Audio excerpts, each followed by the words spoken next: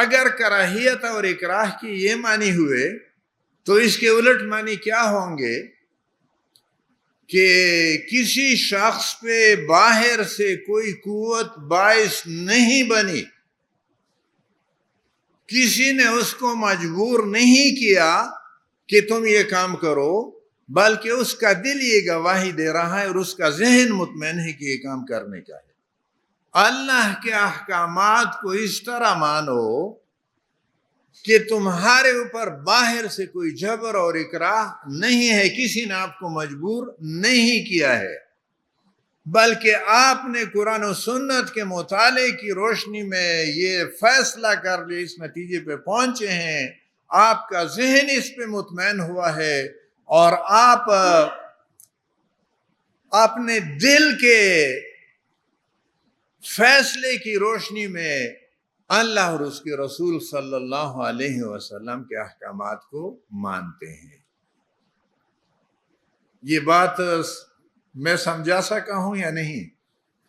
یعنی اللہ اور اس کے رسول صلی اللہ علیہ وسلم کے اطاعت کے معنی یہ ہیں کہ کوئی پولیس اور کوئی فوج نہیں ہے، کوئی حکمران نہیں ہے، ہمیں کوئی ڈر نہیں ہے اس بات کا کہ پکڑ کے کوئی جیل میں ڈال دے گا اور جرمانہ لگ جائے گا، بلکہ ہمارا دل یہ کہتا ہے، ہمارا ذہن اس بات پہ مطمئن ہے کہ اللہ اور اس کے رسول صلی اللہ علیہ وسلم کے ہاں حکم کو ماننا چاہیے۔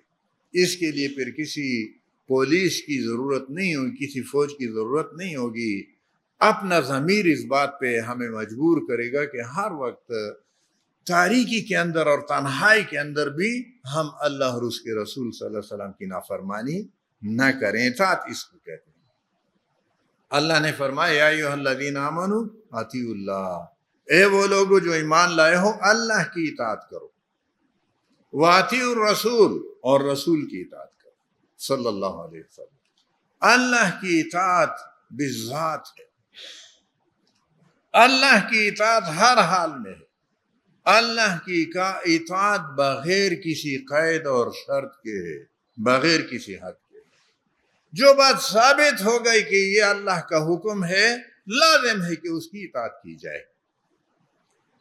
رسول صلی اللہ علیہ وسلم کی اطاعت ایسی مطلق تو نہیں ہے جس طرح اللہ کی اطاعت ہے، لیکن اللہ کی اطاعت کا عملی راستہ یہ رسول صلی اللہ علیہ وسلم کی اطاعت ہے۔ اللہ کی اطاعت بالذات ہے، رسول کی اطاعت بالذات نہیں۔ اللہ کی اطاعت کا عملی راستہ اللہ کے رسول صلی اللہ علیہ وسلم کی اطاعت ہے۔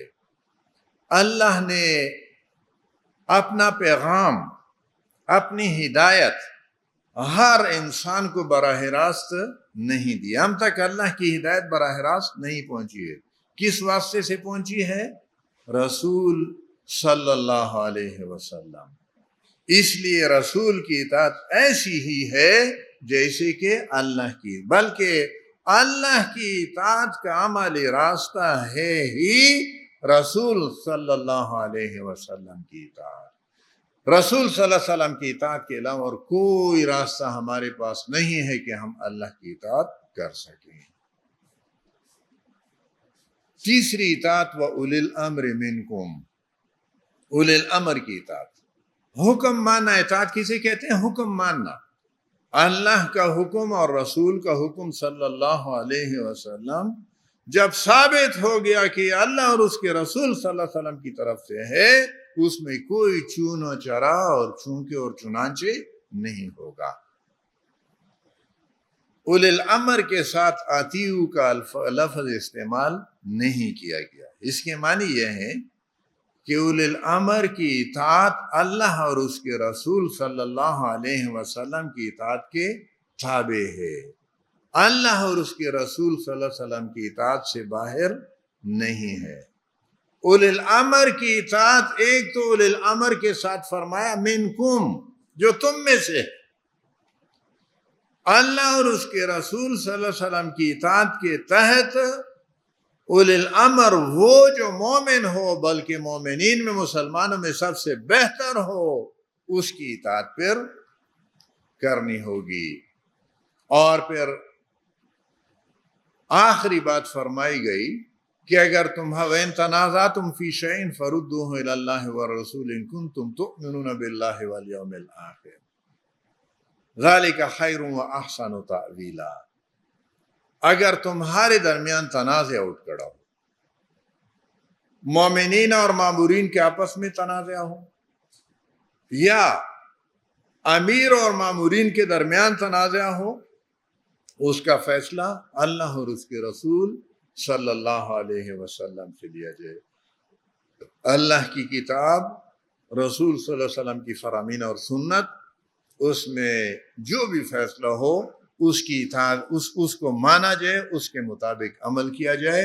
یہ بہترین راستہ ہے اور انجام کے لحاظ سے بہت ہی خوبصورت ہے۔ اس کے بعد کی جو آیت ہے، یہ آیت نمبر 58، 59 اور 60، اس کے بعد 60 آیت سورۃ النساء کی بہت اہم ہے۔ اللہ ارشاد فرماتے ہیں أَلَمْ تَرَ إِلَى الَّذِينَ يَزْعُمُونَ أَنَّهُمْ آمَنُوا بِمَا أُنزِلَ إِلَيْكَ وَمَا أُنزِلَ مِن قَبْلِكَ۔ اے میرے حبیب صلی اللہ علیہ وسلم، کیا تو نے ان لوگوں کو دیکھا ہے جو یہ زعم رکھتے ہیں، یہ دعویٰ رکھتے ہیں کہ وہ اس کتاب پہ جو تمہارے اوپر نازل ہوئی ہے اس پہ بھی ایمان لانے والے ہیں، اور اس کتاب سے پہلے جو کتابیں نازل ہوئی اس پہ بھی ایمان لانے والے ہیں۔ یریدون ان یتحاکموا الی الطاغوت، لیکن ان کا ارادہ ہے کہ وہ اپنے مقدمات اور تنازعات کا فیصلہ طاغوت سے لیں۔ وَقَدْ أُمِرُوا أَن يَكْفُرُوا بِهِ، ان کو حکم یہ دیا گیا تھا کہ اس طاغوت کا وہ انکار کریں۔ وَيُرِيدُ الشَّيْطَانُ أَن يُضِلَّهُمْ ضَلَالًا بَعِيدًا، اور شیطان نے تو یہ ارادہ کر رکھا ہے کہ وہ ان کو گمراہی میں بہت دور لے جائیں۔ یہ منافقین کا ذکر ہے۔ اللہ ارشاد فرماتے ہیں کہ محمد صلی اللہ علیہ وسلم، تم نے ان لوگوں کو دیکھا ہے جو یہ دعویٰ رکھتے ہیں کہ قرآن پہ بھی مان لاتے، اس سے پہلے جو کتابیں نازل اس پہ بھی مان لاتے ہیں، اور اپنے مقدمات کا فیصلہ وہ طاغوت سے لیتے ہیں، اور طاغوت کے بارے میں حکم یہ دیا گیا تھا کہ اس کا انکار کریں، کفر کریں، اور شیطان کا ارادہ یہ ہے کہ ان کو گمراہی میں بہت دور لے جائیں۔ طاغوت کا انکار کہاں ہے؟ سورۃ بقرہ میں ہے۔ سورۃ بقرہ میں اللہ نے ارشاد فرمایا ہے آیت الکرسی کے فوراً بعد، وَمَن يَكْفُرْ بِالطَّاغُوتِ وَيُؤْمِن بِاللَّهِ، جو طاغوت کا انکار کرے اور اللہ پہ ایمان لائے۔ اللہ پہ ایمان لانے سے پہلے طاغوت کا انکار ہے۔ لا الہ، پہلا وہ کیا ہے؟ لا الہ، نہیں ہے کوئی معبود، طاغوت کا انکار۔ مَن یکفر بالطاغوت ویؤمن باللہ الا اللہ، اللہ پہ ایمان بعد میں ہے اور طاغوت سے انکار پہلے ہے۔ طاغوت کی کیا معنی؟ اللہ کی حاکمیت، توحید حاکمیت کے لیے ضروری ہے کہ طاغوت کا انکار کیا جائے، اس لیے طاغوت کو پہچاننا بھی بہت ضروری ہے۔ طاغوت کا مادہ ہے طغا، غائن یا، غائن یا، اس سے کیا بنا ہے؟ طاغوت۔ اس سے لفظ ہے طغیانی، کہتے ہیں کہ دریا میں طغیانی آ گئی ہے۔ طغیانی کیسے آتی ہے کہ دریا کا پانی اتنا بڑھ جائے کہ کنارے ان کو سنبھال نہ سکے اور کناروں سے دریا کا پانی اچھل جائے، دریا اپنے حد کے اندر نہ رہ سکے، اس کو کیا کہتے ہیں؟ طغیانی۔ انسان کا کام یہ ہے کہ اللہ کے توحید کی حاکمیت، توحید حاکمیت کو تسلیم کرتے ہوئے اللہ کے احکامات پہ عمل کرے۔ بندے کا کام کیا ہے؟ کہ اللہ کا حکم مانے، اور جو بندہ اللہ کا حکم نہیں مانتا، اس کے پھر 3 درجے۔ مولانا مودودی رحمۃ اللہ علیہ نے طاغوت کی تشریح میں یہ کہا ہے، پہلا درجہ ہے کہ اللہ تعالیٰ کے احکامات کو درست تو انسان مانتا ہے لیکن ان پہ عمل نہیں کرتا، نافرمانی کرتا ہے. اس کو کہا ہے فسق. فسق فسق کے معنی ہے فاسق. کون ہوتا ہے؟ نافرمان. جو مانتا ہے کہ اللہ کا حکم درست ہے لیکن کمزوری ہے، اللہ کے حکم کو توڑ ڈالتا ہے، یہ فسق کا شکار ہو جاتا ہے. دوسرا درجہ ہے کہ اللہ کے حکم کو ماننے سے بھی انکار کر دے اور کہہ دے کہ میں اس حکم کو سرے سے مانتا ہی نہیں ہوں. اس انکار کو کہتے ہیں کفر. پہلا درجہ کیا ہے؟ فسق. دوسرا ہے کفر، انکار. کفر کے معنی ہے انکار، کہ وہ نہیں مانتا، کہ اللہ کا حکم نہیں مانتا. اور تیسرا درجہ یہ ہے کہ اللہ کے حکم کے مقابلے میں، اللہ کے قانون کے مقابلے میں کوئی اپنا قانون لے آئے اور بندوں کو مجبور کرے کہ اللہ کے قانون کے مقابلے میں اس کے قانون کی پیروی کی جائے، اطاعت اور تابعداری اور فرمانبرداری کی جائے. اس کو کیا کہتے ہیں؟ طاغوت. پہلا درجہ فسق ہے، فاسق. دوسرا کفر ہے، کافر. اور تیسرا طاغوت ہے. اور فرمایا کہ منافق کون ہوتا ہے؟ جو دعویٰ تو یہ کرتا ہے کہ اللہ کی اس کتاب پہ بھی اس کا ایمان ہے، اس سے پہلے آئی ہوئی کتابوں پہ بھی ایمان ہے، لیکن وہ فیصلہ طاغوت سے لیتا ہے. طاغوت کون ہے؟ اللہ کے حکم اور قانون کے مقابلے میں اپنا حکم اور قانون چلانے والا. اور منافقین اس وقت تو اقتدار میں نہیں تھے. محمد عربی صلی اللہ علیہ وسلم حاکم وقت تھے. ہم اس وقت اس صورتحال سے دوچار ہیں کہ ہمارے اوپر یہ منافقین حکمران ہیں. آئین کے اندر تو یہ بات لکھی ہوئی، اس آئین پہ حلف اٹھاتے ہیں. اس میں ایک حلف وہ آخر میں ہے کہ جو حلف ہیں صدر مملکت، وزیر اعظم، وفاقی وزراء، وزیر اعلیٰ، صوبائی وزراء، ممبران پارلیمنٹس، ممبران صوبائی اسمبلی، یہ سب حلف اٹھاتے ہیں اور حلف میں یہ بات کہتے ہیں کہ نظریہ پاکستان اسلام کو جاری کرنے کے لیے، الفاظ اس وقت ذہن میں نہیں ہے، اس نظریے کے لیے، اس نظریے کو جاری کرنے کے لیے میں کوشاں رہوں گا. یہ صدر مملکت، وزیر اعظم، وفاقی وزراء، وزیر اعلیٰ اور صوبائی وزراء، ممبران پارلیمنٹ اور ممبران صوبائی اسمبلی، یہ سب اگر اسلام کے لیے، اسلام کی نظریہ پاکستان یعنی اسلام کے نفاذ کے لیے میں کوشاں رہوں گا. اگر یہ سب کوشاں ہو گئے تو کیا خیال ہے پاکستان میں اسلام نافذ نہیں ہوگا؟ لیکن یہ منافقین ہمارے اوپر مسلط ہیں، اور یہ منافقین ہیں جو اللہ کے دین کے راستے میں رکاوٹ بنے ہوئے ہیں. اللہ کے دین کو اس ملک میں نافذ ہونے نہیں دے رہے. توحید حاکمیت کے راستے میں ہمارے حکمران سب سے بڑے رکاوٹ ہیں.